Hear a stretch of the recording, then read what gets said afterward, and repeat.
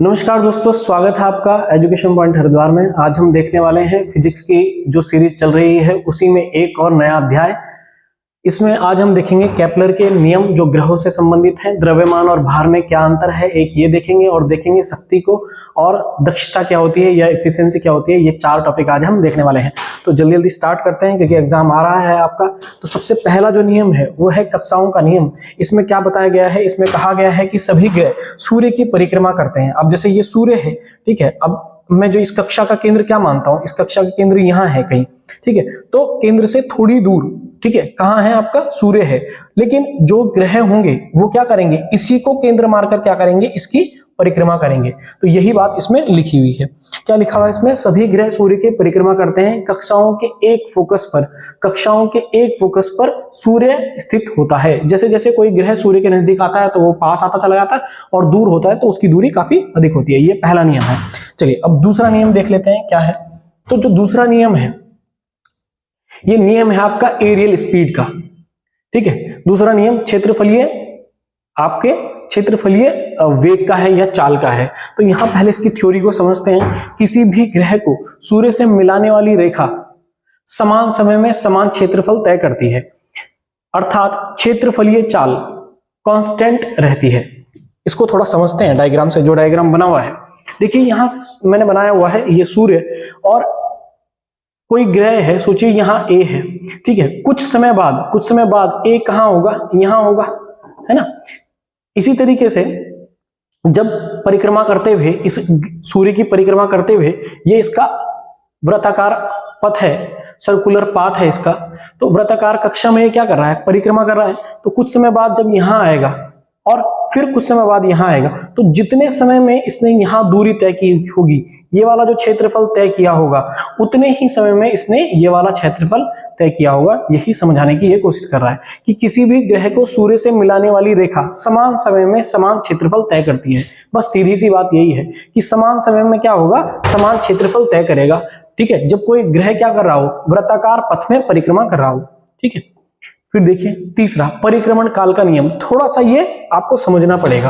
पहले इसकी थ्योरी समझते हैं, फिर उसके बाद जो यहां समझाया हुआ है उसको देखते हैं। किसी भी ग्रह का सूर्य के चारों ओर परिक्रमण काल, परिक्रमण क्या काल क्या होता है, जितने समय में जैसे यहां कोई ग्रह है और वो क्या कर रहा है, यहां मैंने पृथ्वी माना हुआ है, तो जैसे कोई उपग्रह है तो उपग्रह पृथ्वी की परिक्रमा करता है। जैसे हमारे यहाँ पृथ्वी की जो उपग्रह है वो है चंद्रमा, तो चंद्रमा क्या करेगा, पृथ्वी की परिक्रमा करता है, ठीक है। सारे ग्रह जो हैं वो भी परिक्रमा करते हैं किसकी, सूर्य की, ये आपको पता है, ठीक है। तो ये जो उपग्रह है ये क्या कर रहा है, पृथ्वी की परिक्रमा कर रहा है। तो सर्कुलर पाथ है इसका, वृत्तीय पाथ है, वो मैंने बनाया हुआ है।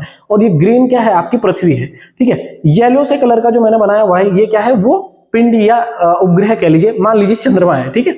तो अब यहाँ क्या कह रहा है, कोई भी ग्रह सूर्य के चारों ओर परिक्रमण काल का वर्ग, कोई भी किसी भी ग्रह का सूर्य के चारों ओर परिक्रमण काल क्या है, जितने समय में ये पूरा एक चक्कर लगा लेगा इस अपने पथ पर, सर्कुलर पाथ पर, उसी को क्या कहेंगे, परिक्रमण काल कहेंगे, ठीक है। परिक्रमा कर लेगा, एक परिक्रमा का पूरा चक्कर लगा लेगा, तो उसी को परिक्रमण काल का वर्ग ग्रह की दीर्घ वृत्ताकार कक्ष के अर्ध दीर्घ कक्ष के तृतीय घात के समानुपाती होता है। सीधी सी बात हम यहाँ डायग्राम से समझते हैं, फिर आपको ये थ्योरी समझ में आएगी। यहाँ देखिएगा, यहाँ क्या है, ये एक सर्कुलर पाथ है जिसपे कोई ग्रह है जिसका द्रव्यमान मैंने कितना बनाया हुआ है, जिसका द्रव्यमान मैंने बताया हुआ है m।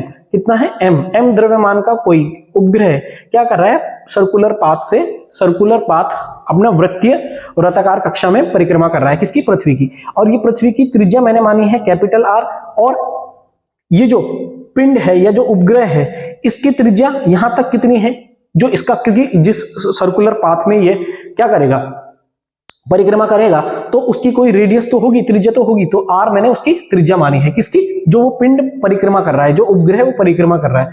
और ये H क्या माना है, H मैंने मानी है कि पृथ्वी से, अब पृथ्वी ये है तो पृथ्वी से कुछ ऊंचाई, स्मॉल h, ठीक है। तो ये उस उपग्रह की ऊंचाई होगी।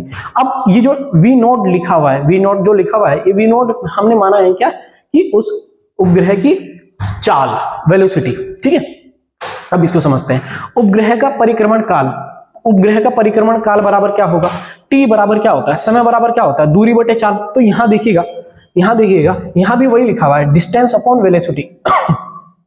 डिस्टेंस अपॉन वेलोसिटी, तो डिस्टेंस क्या है, एक चक्कर में जितना एक आपका ये आवर्तकाल में जितनी दूरी तय करेगा, एक चक्कर में जितनी दूरी तय करेगा वही है ना डिस्टेंस, उतनी डिस्टेंस हो गई, और क्या हो गई उसकी वेलोसिटी। ठीक है, तो जब भी कोई उपग्रह क्या करता है, किसी वृत्ताकार कक्ष में परिक्रमा करता है, तो उसकी वेलोसिटी का फॉर्मूला ये है v0 = gm upon small r। ठीक है, तो आप याद रखिएगा ये। तो डिस्टेंस कितनी हो गई उसकी, तो डिस्टेंस यही तो होगी जो ये सर्कुलर पाथ है, तो सर्कुलर पाथ की डिस्टेंस क्या हो गई, यानी कि एक वृत्त हो गया, ये वृत्त हो गया है ना, जो वो बड़ा वाला ग्रीन से कलर का जो सर्कल बना हुआ है, तो वही उसकी जो सरकमफेरेंस हो गई, तो वही क्या होगी, परिधि जिसे बोलते हैं, तो वो परिधि क्या हो गई आपकी, ये हो जाएगी आपकी दूरी, जितनी वो डिस्टेंस एक चक्कर में तय करेगा, तो 2 पाई r वो हो गई। और v0 क्या है, उसकी चाल या स्पीड है ना, तो v0 क्या है आपकी स्पीड।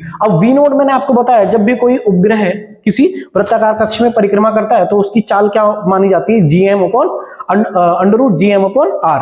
ठीक है, तो यहां जब आप v0 की वैल्यू पुट करेंगे तो क्या हो जाएगा, r अपॉन gm हो जाएगा, है ना, क्योंकि 2 पाई r बटे ये हो जाता gm अपॉन r, तो जब इसको ऊपर सॉल्व करेंगे तो क्या हो जाएगा, ये मल्टीप्लाई में आ जाएगा।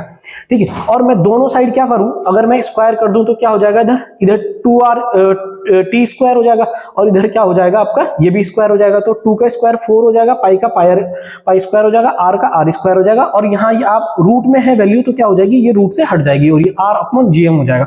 तो आप देखेंगे यहाँ जो रेडियस है, जो त्रिज्या है ना, जो ग्रह परिक्रमा कर रहा है उसकी त्रिज्या, ठीक है, जितना वो पाथ की त्रिज्या है ना, तो वो जो है वो कितनी हो जाएगी, उसकी क्यूब हो जाएगा।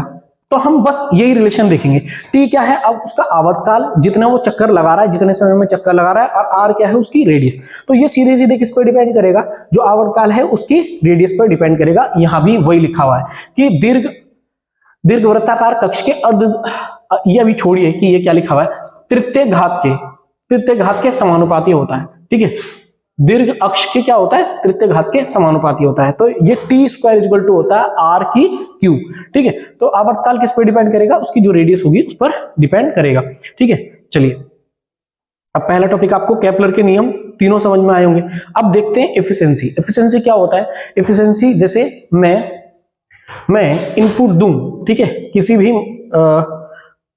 मशीन में मैंने इनपुट दिया कितना, 1 HP, कितना दिया, 1 HP ना देके हम देते हैं 1000 वाट। ठीक है, कितना, 1000 वाट। ठीक है, और आउटपुट मुझे मिला 1 HP, कितना मिला, 1 HP। तो मैं पूछूं कि भाई एफिशिएंसी क्या होगी, मैंने इनपुट दिया कितना, 1000 वाट, आउटपुट मुझे मिल रहा है 1 HP, 1 हॉर्स पावर, HP मतलब हॉर्स पावर। ठीक है, तो आपको यहां थोड़ा सा याद रखना पड़ेगा, 1 HP इक्वल टू क्या होता है, 746 वाट होता है, 746 वाट।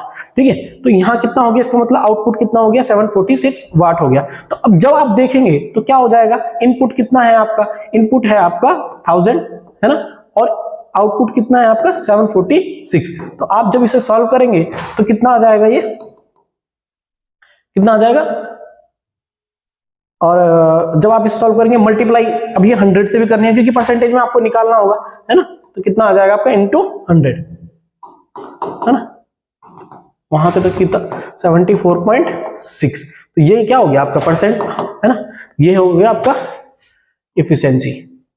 आउटपुट अपॉन इनपुट, जितना भी आउटपुट आया बटे जितना इनपुट आपने दिया था, इनटू टोटल कर देंगे 100 से, तो ये आपकी क्या निकल जाएगी एफिशिएंसी।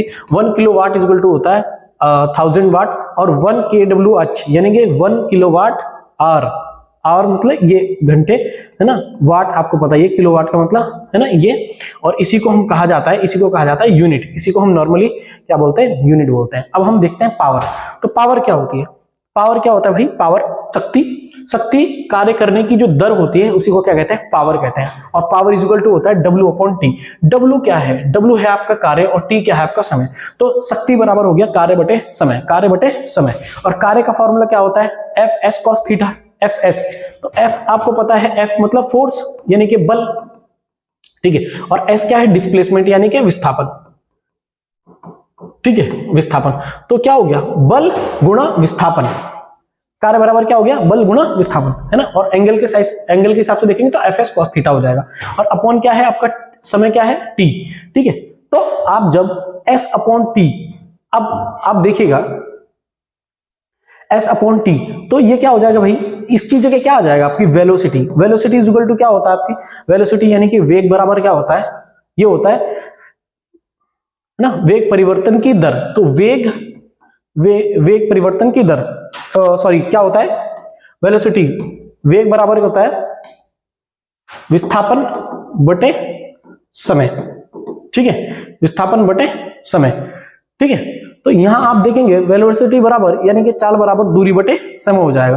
तो s क्या था, s अपॉन समय, तो ये s था आपका विस्थापन, और s समय क्या है आपका t।